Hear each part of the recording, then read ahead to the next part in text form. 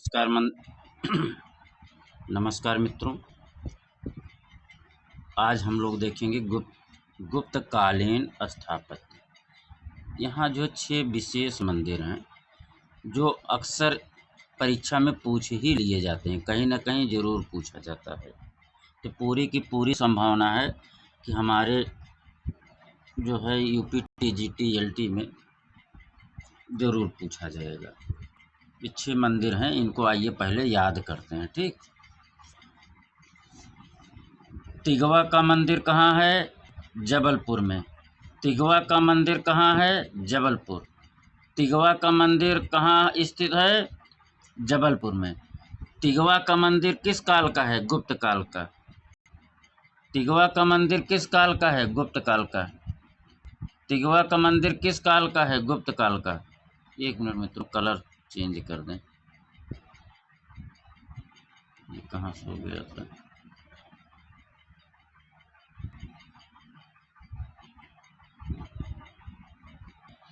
तिगवा का मंदिर कहाँ है? जबलपुर में। कहाँ मित्रों? जबलपुर में। तिगवा का मंदिर कहाँ है? जबलपुर में। ठीक, तिगवा का मंदिर किस काल का है? गुप्त काल का।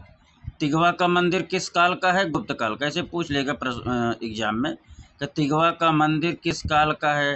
तिगवा का मंदिर गुप्त काल का है। तिगवा का मंदिर मुख्य मूर्ति किसकी है? विष्णु की है। तिगवा मंदिर में मुख्य मूर्ति किसको है? किसकी है? विष्णु की है। तिगवा मंदिर किस देवता को समर्पित है? तिगवा मंदिर विष्णु को समर्पित है। तिगवा मंदिर किस देवता को समर्पित है? तिगवा मंदिर विष्णु को समर्पित है। अब एक साथ देखना है। तिगवा मंदिर कहाँ है? जबलपुर में है। तिगवा मंदिर मुख्य मूर्ति किसकी है? विष्णु की है। तिगवा मंदिर किस काल का है? गुप्त काल का है। अगला देखिए मित्रों, देवगढ़ का दशावतार मंदिर। देवगढ़ का दशावतार मंदिर। देवगढ़ का दशावतार मंदिर कहाँ है? झांसी में। देवगढ़ का दशावतार मंदिर कहाँ है? झांसी ललितपुर में। देवगढ़ का दशावतार मंदिर कहाँ है? झांसी ललितपुर में। देवगढ़ का दशावतार मंदिर बराबर झांसी ललितपुर।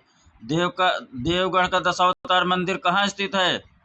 झांसी ललितपुर में स्थित है। देवगढ़ का दशावतार मंदिर कहाँ स्थित है?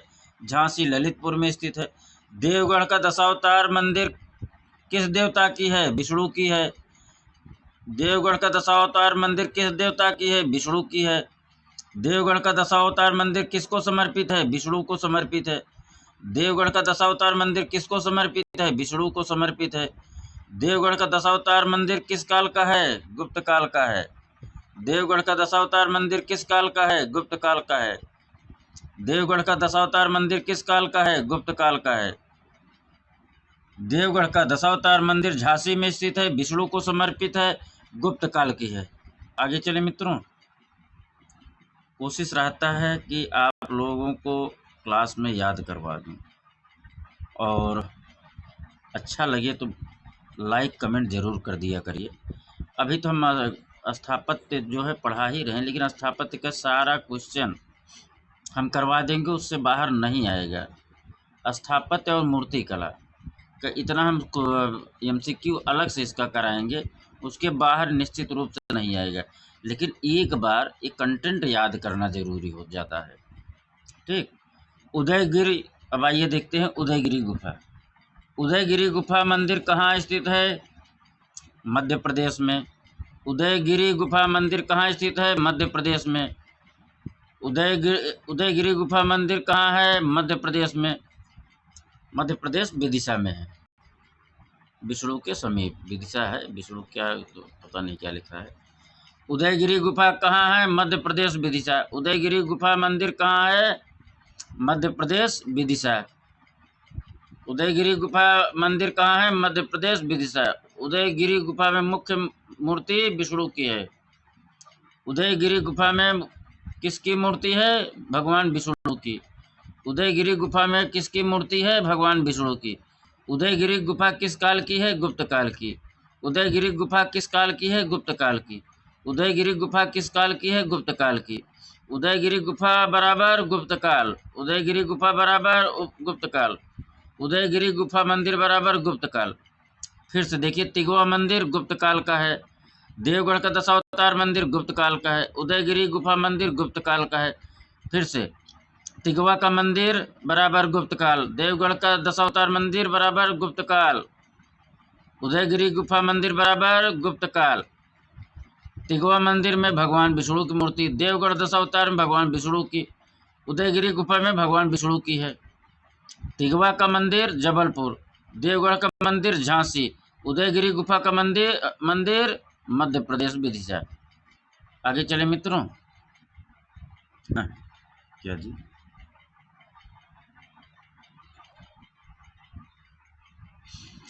नचना कुठार का मंदिर किस प्रदेश में है? मध्य प्रदेश पन्ना जिला में है। नचना कुठार का मंदिर किस प्रदेश में है? मध्य प्रदेश पन्ना जिला में है। नचना कुठार का मंदिर किस प्रदेश में है? मध्य प्रदेश पन्ना जिला में है। नचना कुठार का मंदिर कहाँ स्थित है? मध्य प्रदेश पन्ना जिला में स्थित है। नचना कुठार मंदिर किस काल का है? नचना कुठार मंदिर गुप्त काल का है। नचना कुठार का मंदिर किस काल का है? गुप्त काल का है। नचना कुठार का मंदिर किस काल का है? नचना कुठार का मंदिर गुप्त काल का है। नचना कुठार का मंदिर किस काल का है? गुप्त काल का है। नचना कुठार मंदिर में किसकी मूर्ति है? पार्वती जी की। नचना कुठार मंदिर में किसकी मूर्ति है? माता पार्वती की है। नचना कुठार मंदिर में किसकी मूर्ति है? पार्वती जी की है। नचना कुठार का मंदिर कहाँ है? मध्य प्रदेश पन्ना जिला में है।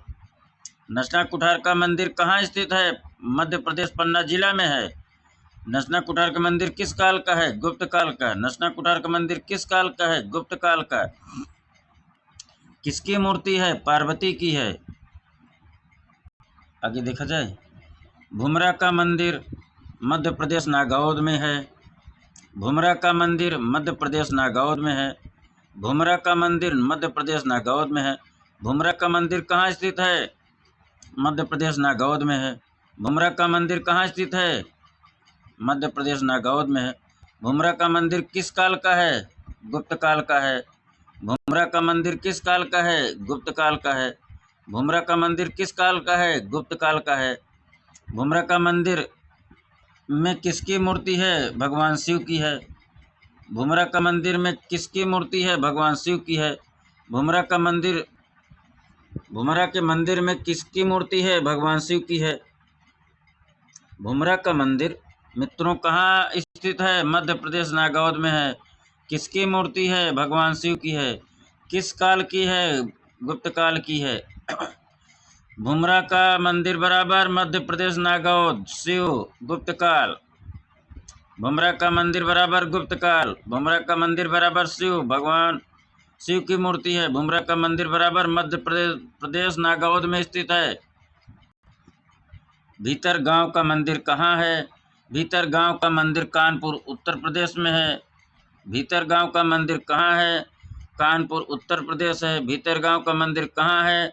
कानपुर उत्तर प्रदेश में। ये प्रथम ईंट का मंदिर है। भीतर गांव का मंदिर किस काल का है? गुप्त काल का है। भीतर गांव का मंदिर किस काल का है? गुप्त काल का है। भीतर गांव का मंदिर किस काल का है? गुप्त काल का है। भीतर गांव का मंदिर कहाँ है? कानपुर उत्तर प्रदेश। किस काल का है? गुप्त काल का। उदयगिरी गुफा किस काल का है? गुप्त काल का। नचना कुठार का मंदिर किस काल का है? गुप्त काल का। भुमरा का मंदिर किस काल का है? गुप्त काल का। भीतर गांव का मंदिर किस काल का है? गुप्त काल का। उदयगिरी गुफा मंदिर किस काल का है? गुप्त काल का। नचना का कुठार मंदिर किस काल का है? गुप्त काल का।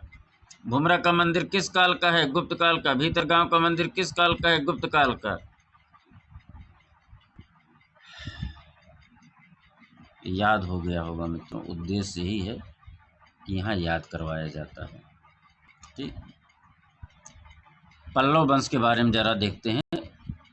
फिर आगे बढ़िया से जो है याद करवाते हैं, याद करते हैं। ठीक, जहाँ ज़रूरत होगी वहाँ अभी 2-4-10 लाइन जो है आगे बढ़ेंगे, इसके बाद फिर वहाँ से याद करना जरूरी हो जाएगा।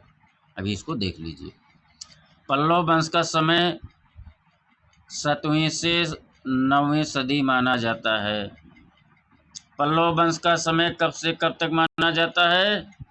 7वीं से 9वीं सदी तक माना जाता है। पल्लव वंश कब से कब तक माना जाता है? 7वीं से 9वीं शताब्दी माना जाता है।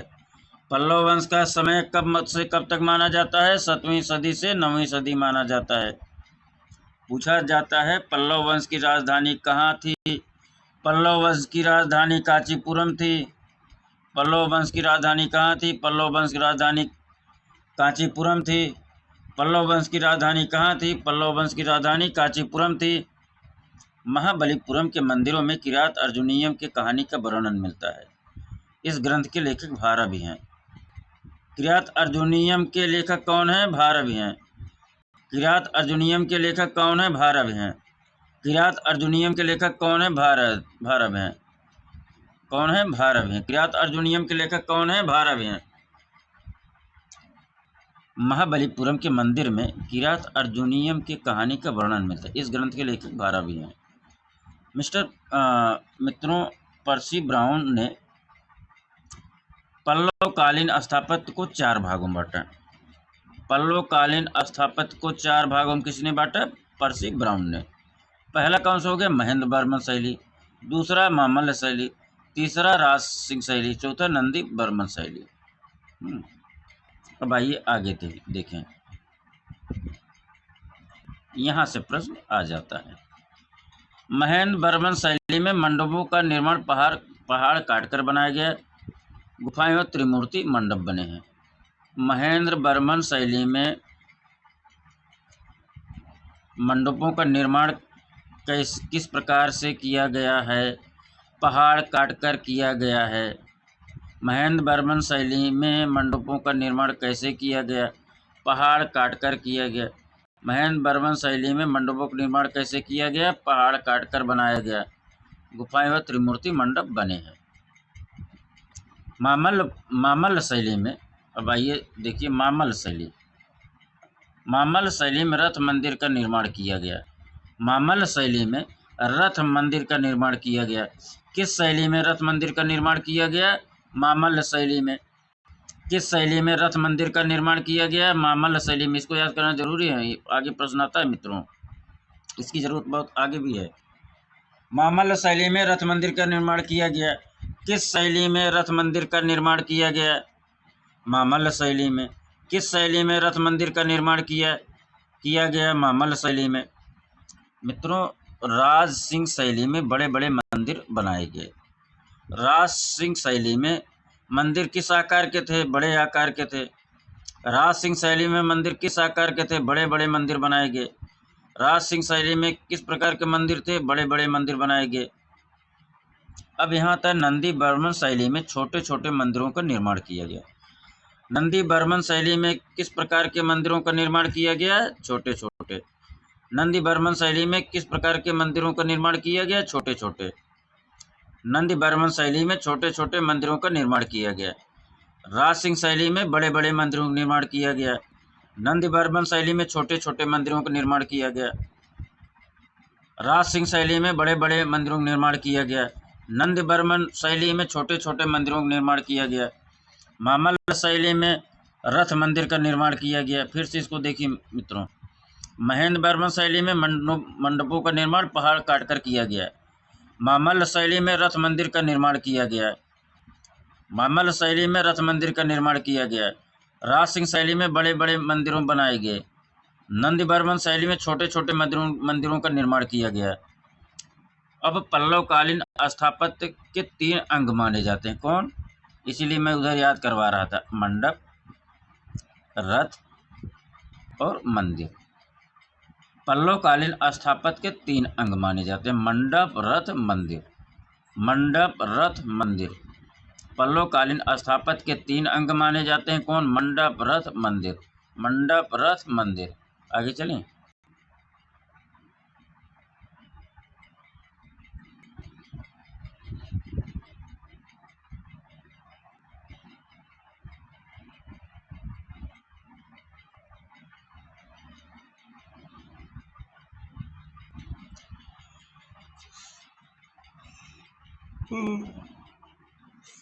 एक मिनट मित्रों, थोड़ा सा पानी पी लूँगा।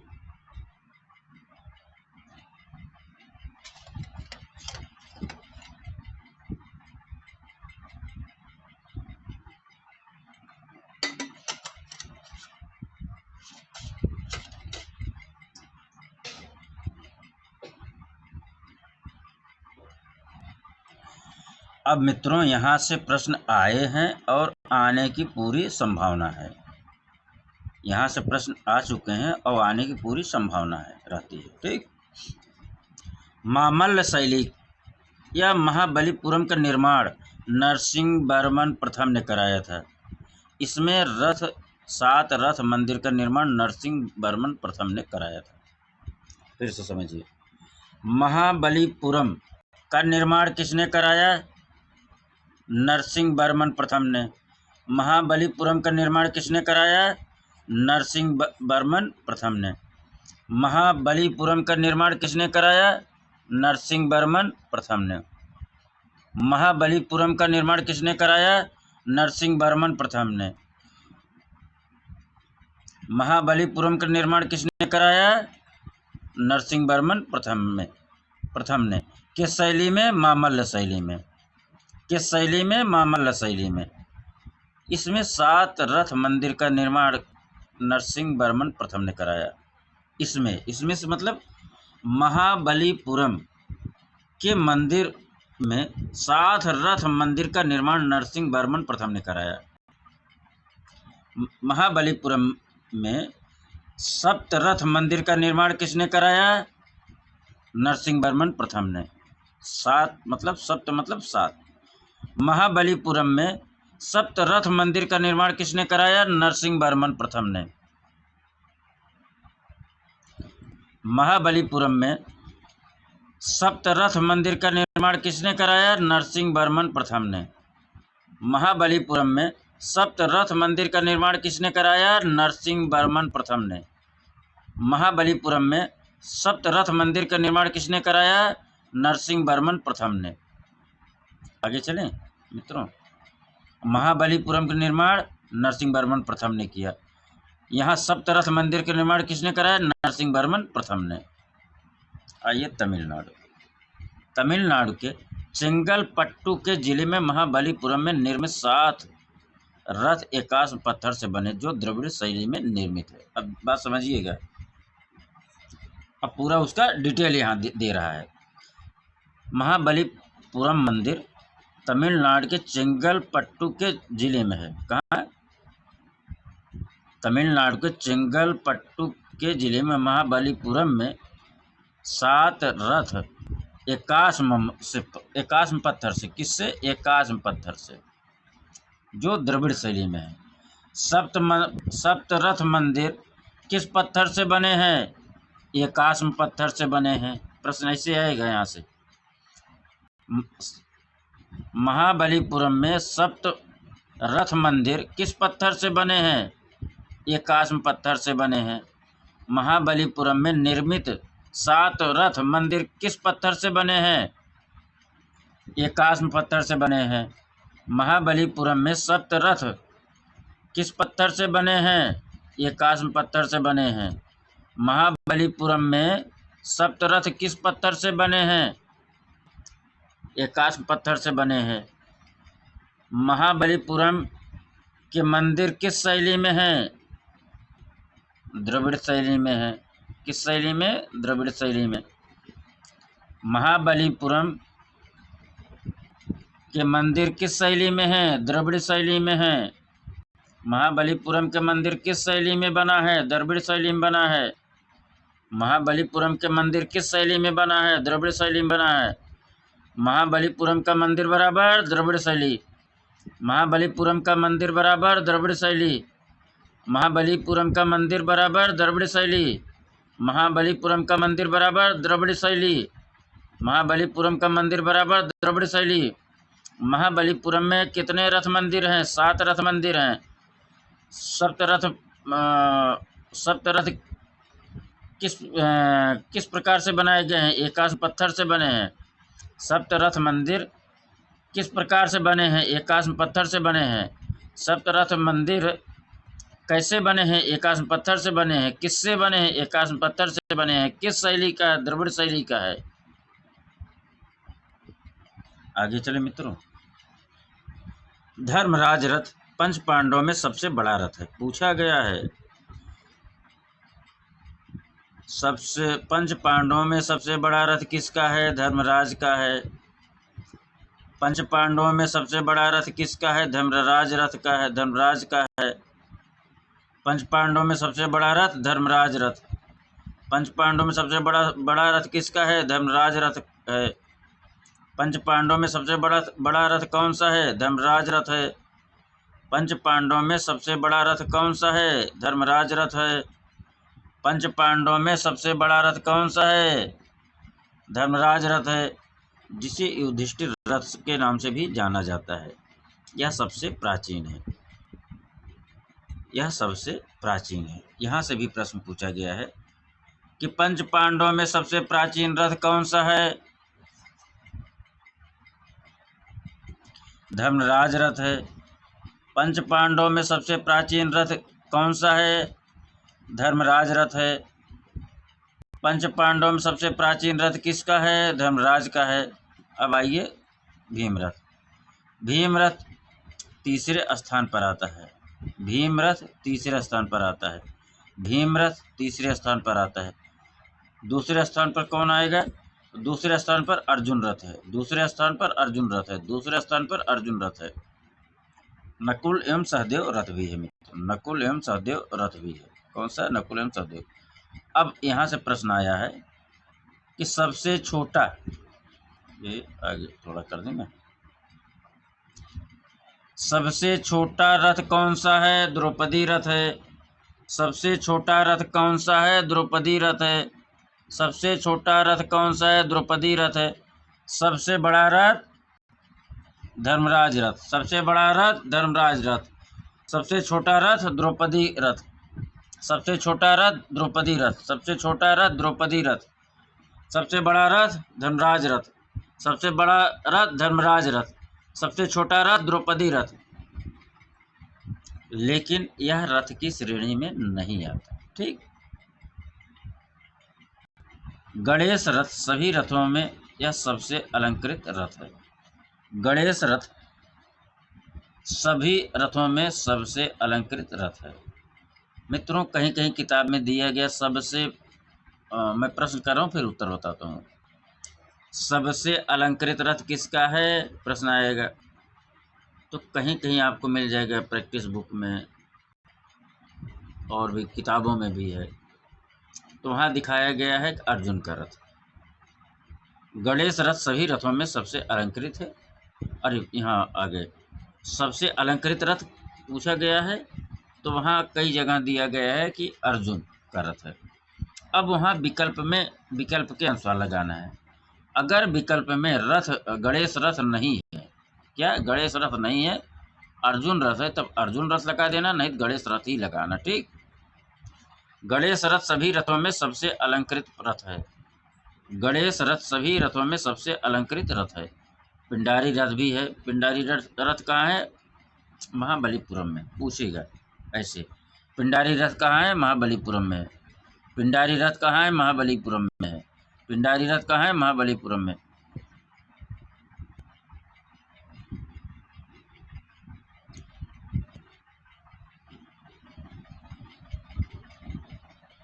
बलैयन कुट्टे रथ कहाँ है? महाबलीपुरम।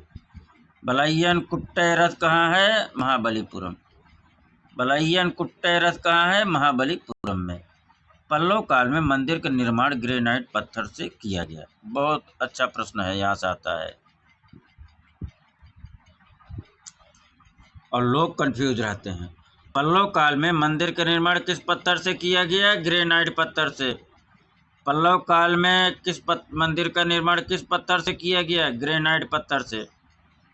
पल्लव काल में मंदिर का निर्माण किस पत्थर से किया गया? ग्रेनाइट पत्थर से। पल्लव काल में मंदिर का निर्माण किस पत्थर से किया गया? ग्रेनाइट पत्थर से।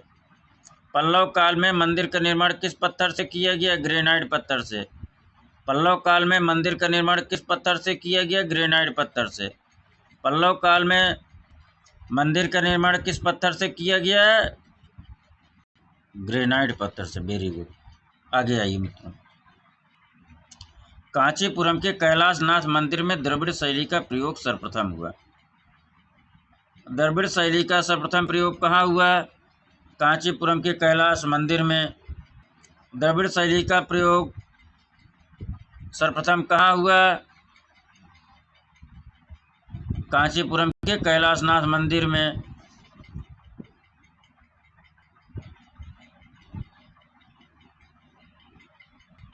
द्रविड़ शैली का प्रयोग सर्वप्रथम कहाँ हुआ?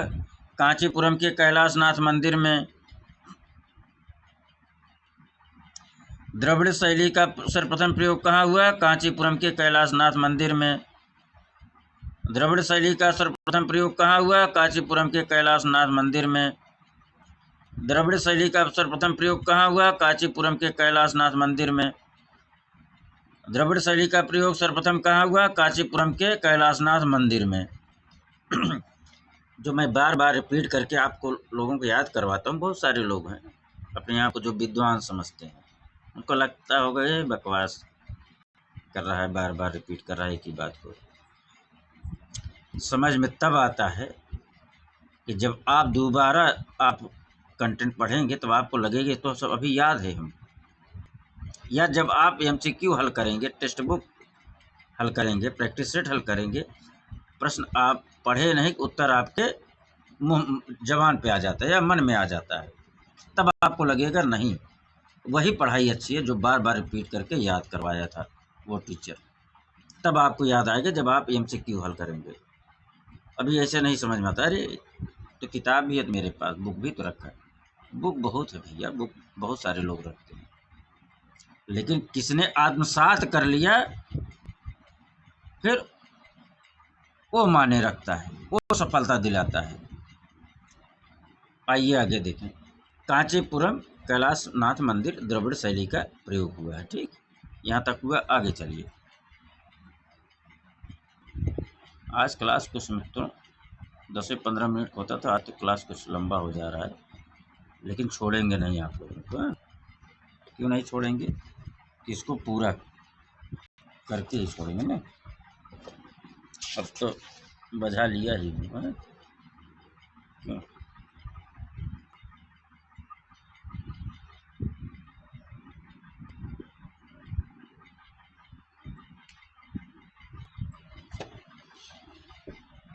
देखा जाए, कांचीपुरम का कैलाश नाथ मंदिर तमिलनाडु के चेंगलपट्टू जिले में स्थित है। यहाँ से प्रश्न आ सकता है।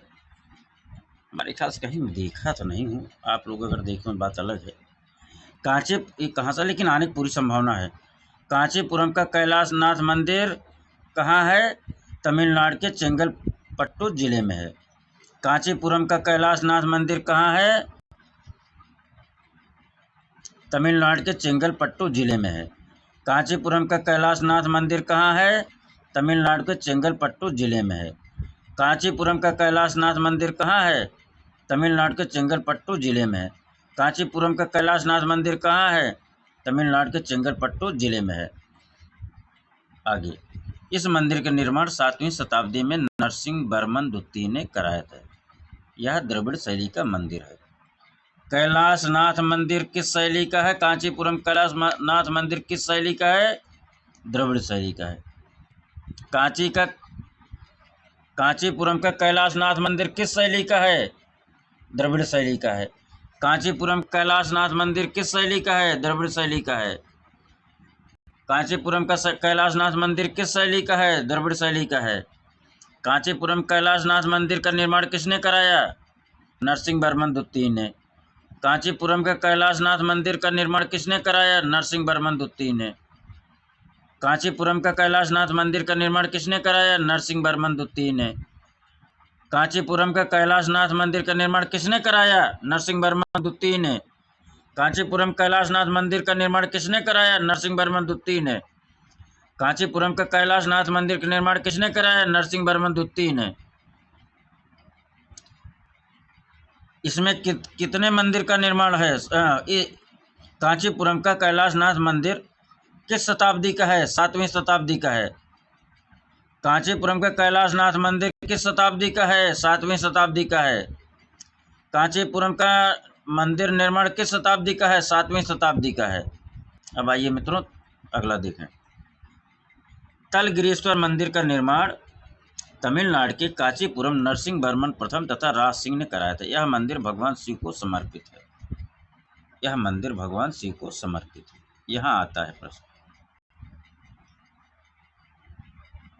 तलगिरीश्वर मंदिर का निर्माण तमिलनाडु के कांचीपुरम में हुआ।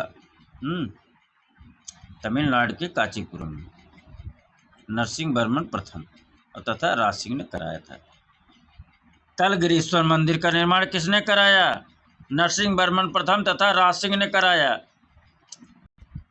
तलगिरीश्वर मंदिर का निर्माण किसने कराया? नरसिंहवर्मन प्रथम तथा राज सिंह ने कराया। तलगिरीश्वर मंदिर का निर्माण किसने कराया? अरे मित्रों खींच के यार बोलना पड़ता है। हमारी आदत नहीं नॉर्मल बोलने की, बोलता हूँ सारी खींच के बोलता हूँ, दवा की, जिससे लोगों को आप समझ में आएगी। तलगिरीश्वर मंदिर का निर्माण किसने कराया? नरसिंहवर्मन प्रथम और राज सिंह ने। तलगिरीश्वर मंदिर का निर्माण किसने कराया? नरसिंहवर्मन प्रथम और राज सिंह ने। सोर मंदिर बहुत इम्पोर्टेंट। सोर टेम्पल या सागर तटीय मंदिर का निर्माण नरसिंहवर्मन द्वितीय तथा राज सिंह ने तमिलनाडु के कांचीपुरम में कराया था। यह शिव को समर्पित है। सोर मंदिर किसको समर्पित है? भगवान शिव को समर्पित है। सोर मंदिर किसको समर्पित है? भगवान शिव को समर्पित है। सोर मंदिर कहाँ है? महाबलीपुरम में है। सोर मंदिर कहाँ है? तमिलनाडु के महाबलीपुरम में है। सोर मंदिर कहाँ है? तमिलनाडु के महाबलीपुरम में है। सोर मंदिर कहाँ है? तमिलनाडु के महाबलीपुरम में है। सोर मंदिर का निर्माण किसने कराया? नरसिंहवर्मन द्वितीय तथा राज सिंह ने। सोर मंदिर का निर्माण किसने कराया? नरसिंहवर्मन द्वितीय तथा राज सिंह ने। सोर मंदिर का निर्माण किसने कराया? नरसिंहवर्मन द्वितीय तथा राज सिंह ने। सोर मंदिर का निर्माण किसने कराया? नरसिंहवर्मन द्वितीय तथा राज सिंह ने। सोर टेम्पल, सोर मंदिर किसको समर्पित है? भगवान शिव को समर्पित है। सोर मंदिर किसको समर्पित है? भगवान शिव को समर्पित है। सोर मंदिर किसको समर्पित है? भगवान शिव को समर्पित है। सोर मंदिर का कहाँ स्थित है? तमिलनाडु के महाबलीपुरम में। सोर मंदिर बराबर तमिलनाडु के महाबलीपुरम में। सोर मंदिर का निर्माण बराबर नरसिंहवर्मन द्वितीय तथा राज सिंह। सोर मंदिर का निर्माण बराबर नरसिंहवर्मन द्वितीय तथा राज सिंह। सोर टेम्पल का निर्माण बराबर नरसिंहवर्मन द्वितीय तथा राज सिंह। कहाँ स्थित है? महाबलीपुरम में। किसको समर्पित है? भगवान शिव को। इस क्लास की विशेषता है यहाँ भूलना मना है। क्या है? भूलना मना है।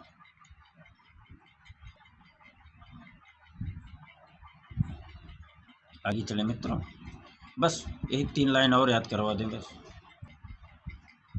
इसके बाद अगले खजुराहो का मंदिर अगले क्लास में, ठीक। महाबलीपुरम के मंदिरों को यूनेस्को की सूची में कब शामिल किया गया? 1984 में। महाबलीपुरम के मंदिर को यूनेस्को में कब शामिल किया गया? 1984 में। महाबलीपुरम के मंदिर बराबर 1984 ईस्वी। महाबलीपुरम के मंदिर को यूनेस्को में कब शामिल किया गया? 1984 ईस्वी में।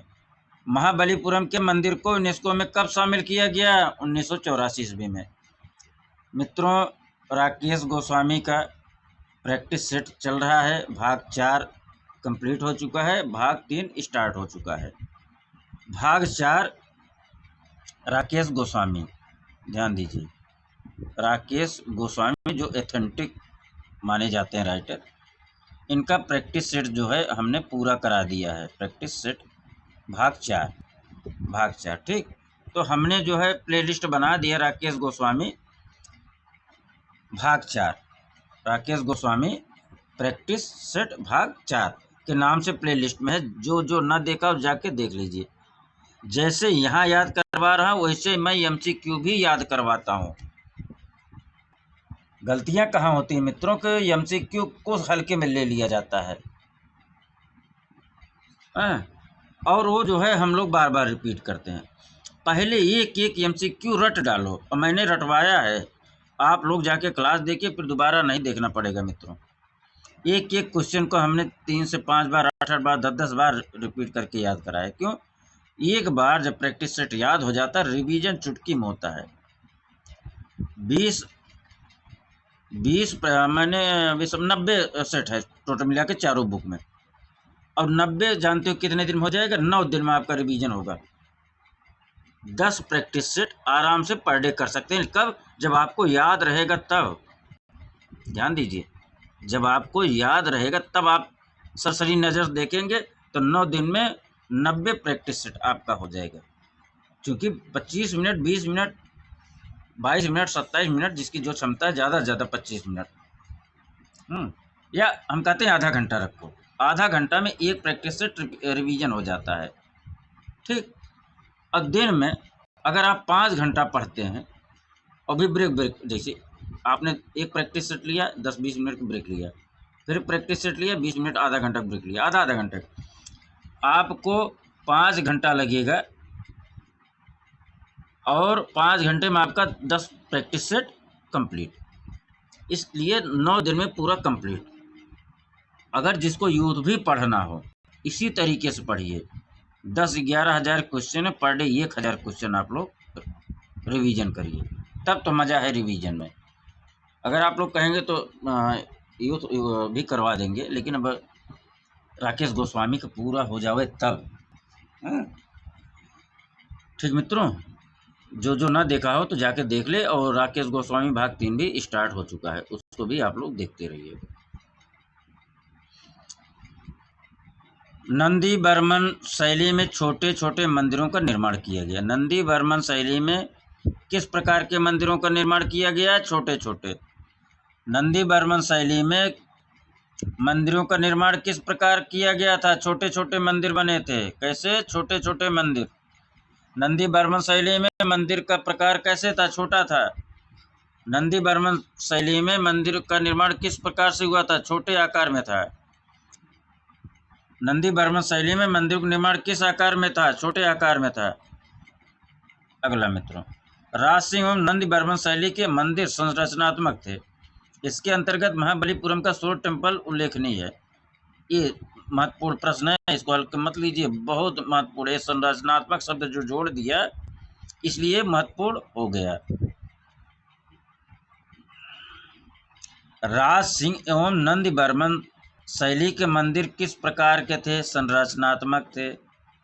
राज सिंह एवं नंदी बर्मन शैली के मंदिर किस प्रकार थे? संरचनात्मक थे। राज सिंह एवं नंदी बर्मन शैली के मंदिर किस प्रकार के थे? संरचनात्मक थे। राज सिंह एवं नंदी बर्मन शैली के मंदिर किस प्रकार के थे? संरचनात्मक थे। महाबलीपुरम का सूर्य टेम्पल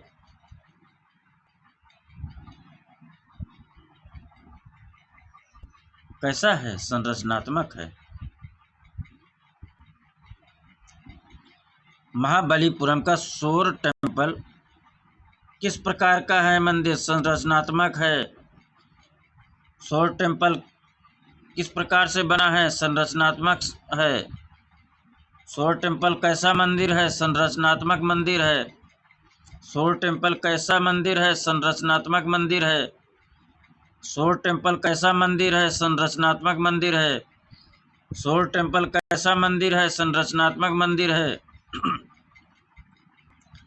महाबलीपुरम का सूर्य टेम्पल कैसा है? संरचनात्मक है। महाबलीपुरम का सूर्य टेम्पल कैसा है? संरचनात्मक है।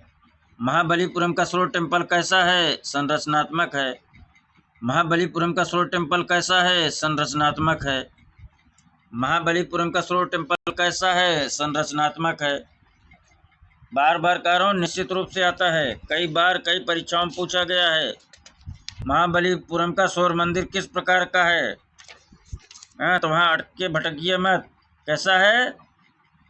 संरचनात्मक है। अभी हमने कहाँ से स्टार्ट किया था? गुप्तकालीन स्थापत्य। देखिए पहले, फिर से रिवीजन करवा दे रहा हूँ, सुनिए। तिगवा का मंदिर किस काल का है? गुप्त काल का है, भगवान विष्णु समर्पित हैं। देवगढ़ का दशावतार मंदिर झांसी में है, विष्णु भगवान समर्पित है, गुप्त काल का है। उदयगिरी गुफा मंदिर गुप्त काल का है। नचना कुठार का मंदिर गुप्त काल का है। भुमरा का मंदिर गुप्त काल का है। भीतर गांव का मंदिर गुप्त काल का है। तिगवा का मंदिर गुप्त काल का है। तिगवा का मंदिर गुप्त काल का है। वैष्णो देवगढ़ का दशावतार मंदिर गुप्त काल का है। देवगढ़ का दशावतार मंदिर गुप्त काल का है। उदयगिरी गुफा गुप्त काल का है। उदयगिरी गुफा गुप्त काल का है। उदयगिरी गुफा गुप्त काल का है। उदयगिरी गुफा गुप्त काल का है। उदयगिरी गुफा गुप्त काल का है। उदयगिरी गुफा गुप्त काल का है। उदयगिरी गुफा गुप्त काल का है। एक बार देख लीजिए सरसरी नजर से, आप लोग स्क्रीनशॉट लेना हो तो ले लीजिएगा, ठीक। नचना कुठार का मंदिर किस काल का है? गुप्त काल का। नचना कुठार का मंदिर किस काल का है? गुप्त काल का।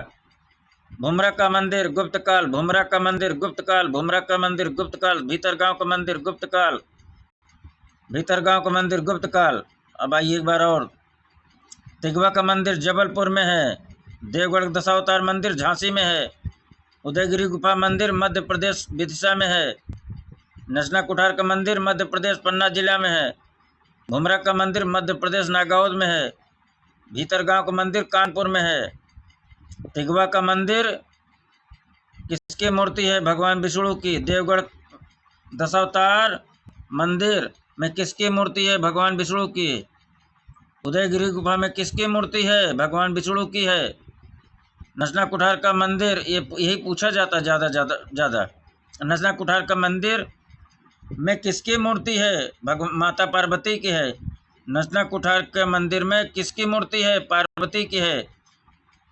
नचना कुठार के मंदिर में किसकी मूर्ति है? पार्वती की है। भुमरा का मंदिर शिव की मूर्ति। भुमरा का मंदिर शिव की मूर्ति। इस प्रकार से मित्रों आज हम लोगों ने देखा और याद किया। कमेंट जरूर एक बार स्टार्टिंग देखिए तो लाइक कर लीजिए सब लोग, अच्छा लगेगा। अगर कंटिन्यू आप हमसे जुड़े रहेंगे तो जब आपको 2 महीना बीतेगा तब आपको कॉन्फिडेंस वो नज़र आएगा, करे वाह, हमको पूरा का पूरा सिलेबस में इतना परसेंट याद हो गया है। लोग कहते हैं हम याद है, याद हो कोई नहीं कर पाता, वही प्रैक्टिस करते हैं और उसी में कंफ्यूज रहते हैं। जब यहाँ कंटेंट याद हो जाएगा ना, प्रैक्टिस जब जहाँ आप उठाएंगे ना, नया भी प्रैक्टिस बुक उठाएंगे, प्रश्न पढ़ते ही आपके मन में उत्तर रहेगा। तो लिहाजा मित्रों बहुत बहुत आभार प्रकट करते हैं आप सभी का, आप लोगों ने समय दिया और हमारे साथ बोलिए मैं सफल हूँ। दोहराइए जरूर मित्रों, मैं सफल हूँ, मैं सफल हूँ, मैं सफल हूँ, मैं सक्सेस पर्सन हूँ, मैं सक्सेस पर्सन हूँ, मैं सक्सेस पर्सन हूँ। धन्यवाद, नमस्कार मित्रों।